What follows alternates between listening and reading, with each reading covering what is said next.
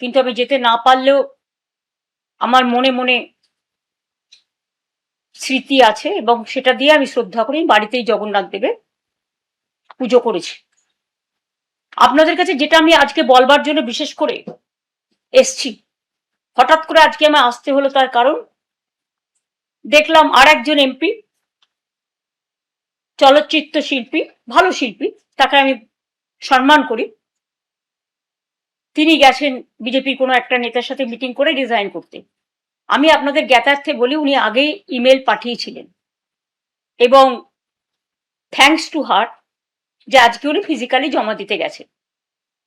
যাদের যাদের যাবার আছে আরো বিজেপির চাপে, পুলিশের চাপে, মাথা নত করার চাপে, কোর্টের চাপে, মানে কেসের চাপে, ইডির চাপে, সিবিআই এর চাপে, কোর্ট কেসের চাপে,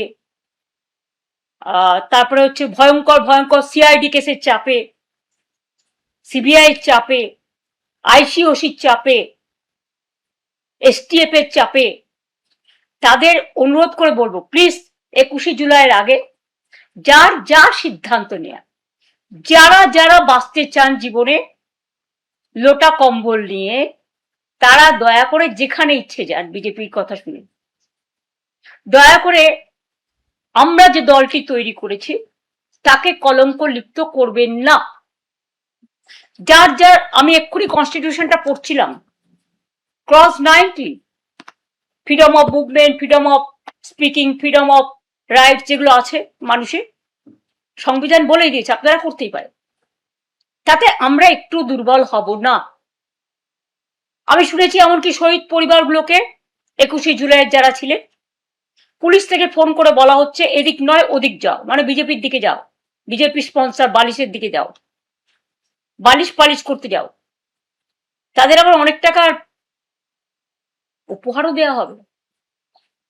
আমি বলি আমরা তো খুব ক্ষুদ্র দল, আমরা 40 বছর ধরে এই পরিবারগুলোকে চাকরি থেকে শুরু করে যতটুকু আমাদের সাহায্য করা, যেদিন ঘটনা ঘটেছিল সেদিন আমাদের কোনো ক্ষমতা ছিল না, বাট 21শে জুলাই বেনেভোলেন্ট ফান্ড আমরা একটা তৈরি করেছিলাম, কবি সুভাষ মুখোপাধ্যায় তার চেয়ারম্যান ছিলেন, এবং প্রদ্যুৎ দত্ত এক্স আইএফ এর জেনারেল সেক্রেটারি প্রেসিডেন্ট, তিনি ছিলেন তার জেনারেল সেক্রেটারি, এবং তাদের নেতৃত্বে আমরা সেদিনও কিন্তু মানুষ যেটা জমা করেছিলেন তার টোটালটাই আমরা কিন্তু শহীদ পরিবার এবং বিশেষ করে যারা আরো 100-150 জন আহত হয়েছিলেন, যতটুকু পেরেছি সাহায্য তাদের হাতে তুলে দিয়েছিলাম।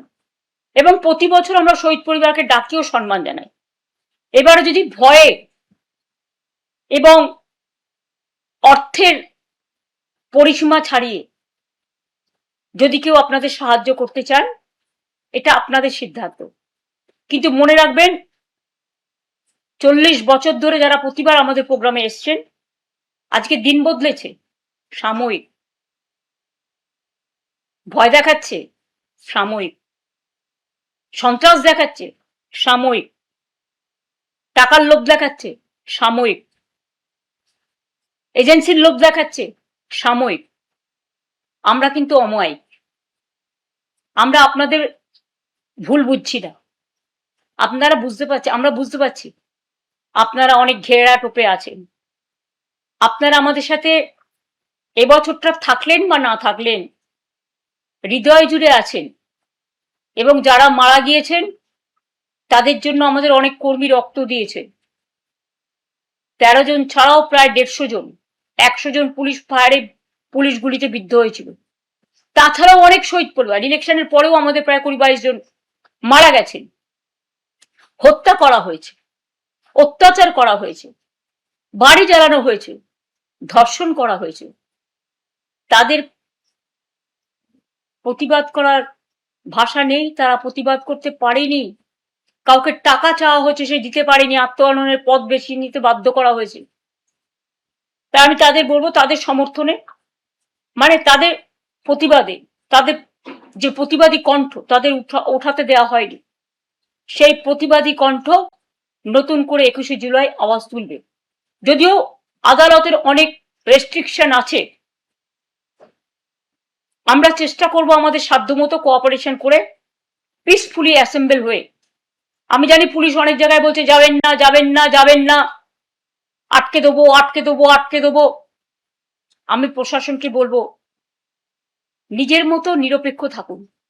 এক পক্ষ হতে গিয়ে মনে রাখবেন জীবনটা অনেক দিনের। দিল্লি টলমল হলেও এখানে কিন্তু ঢলমল হয়ে যাবে, এবং যারা আজও যাচ্ছে তারা কিন্তু আমাদের সাথে গোপনে গোপনে যোগাযোগও রাখছে। কেউ ভয় সহ্য করতে পারে, কেউ পারে না, এটা তাদের ব্যাপার। কেউ আত্মরক্ষা করতে পারে, কেউ পারে না। আমরা মাথা নিচু করে চলি না বলে আমাদের ফেস করতে হচ্ছে। তো আমরা যদি ফেস করতে না শিখি, বাংলাকে ভালোবাসতে না শিখি, দেশটাকে ভালোবাসতে না শিখি, মানুষের রায়টাকে সম্মান না জানাই, তাহলে নিজেরা একদিন আত্মগ্লানিতে ভুগবো না? তাই বলি, যা করেছেন ভালো করেছেন, ভালো থাকুন, সুস্থ থাকুন, আপনাদের পরিবারগুলো ভালো থাকুন। 21শে জুলাই নতুন করে পথ চলা হবে, তাতে কি আসলো কি না আসলো আমার কোনো যায় আসে না। আমরা যারা থাকবো তারাই স্বর্ণখড়ি, তারাই আগামী দিন নতুন করে পথ চলা শুরু করবে। 1997 সালে যদি নতুন করে পথ চলতে পারি, 2026-এও পারবো। অনেক ছলনা, না নাম না নিশানা, কোনটাই নাকি তারা রাখবেন না। আপনারা ভালো থাকুন, সুস্থ থাকুন, নিজেদের রক্ষা করুন, দিল্লিটা আগে রক্ষা করুন, তবে তো আপনারা নিজেদের রক্ষা করতে পারবেন। দিল্লির মদতে যা ইচ্ছে আপনারা করে যাচ্ছেন। মনে রাখবেন, দিল্লি কিন্তু যতই জোর করে এমপি কিনুক বা বেচুক, আগামী দিন কিন্তু দিল্লি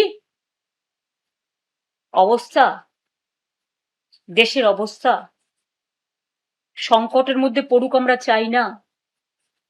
কিন্তু মানুষ বলছে, অর্থনীতিবিদরা বলছেন, সামাজিক মানুষ বলছেন, আজকে দীর্ঘদিন ধরে সুনাম অনশন করার পরেও, যেমন আমি যখন 26 দিন করেছিলাম, সরকার থেকে কেউ আমার সাথে কথা বলতে আসেনি। একমাত্র রাজ্যপাল, মাননীয় রাজ্যপাল গোপাল গান্ধী এসেছিলেন, মহাশ্বেতাদি ছিলেন, কবির সুমন ছিলেন, ভিপি সিং এসেছিলেন, আরো অনেক নেতা এসেছিলেন, সেটা 20 দিনের পরে। আজকে একবার গিয়ে কথাও বলতে পারছেন। আমাদের এখানে ছেলেমেয়েরা যখন আন্দোলন করেছিল, আমি তো নিজে ছুটে গিয়েছিলাম, আমি তো নিজে মিছিল মিটিং করেছিলাম, আমি তো তাদের অনেকবার ডেকেছিলাম। কথা বলতে কি হয়? একটা মানুষের জীবন সংকটে দাঁড়িয়ে আছে, আর আপনারা মিনিমাম মানে ভদ্রতাও দেখাচ্ছেন না। মাথার উপরে খোলা আকাশ, এই বর্ষাকাল, মেঘ চমকাচ্ছে, বিদ্যুৎ চমকাচ্ছে, প্রশাসন চমকাচ্ছে, চমক ধমকের রাজনীতি শেষ হোক। আজকে এই পুণ্য দিনে, পবিত্র দিনে, এটাই দেশের কামনা, এটাই মানুষের কামনা।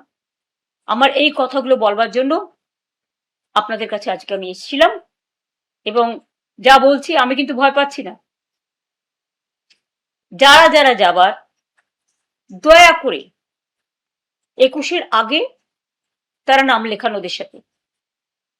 কিন্তু কোনোদিন ভাববেন না দলটাকে কলঙ্কিত করে আপনারা নিজেদের সম্মানিত করছেন। পরিবার বাঁচান, পরিবারকে তো বাঁচানোর দরকার, কারণ আপনাদের পরিবার, সম্পত্তি, লাগেজ, ব্যাকেজ, এই জন্য তো বিজেপি প্যাকেজ।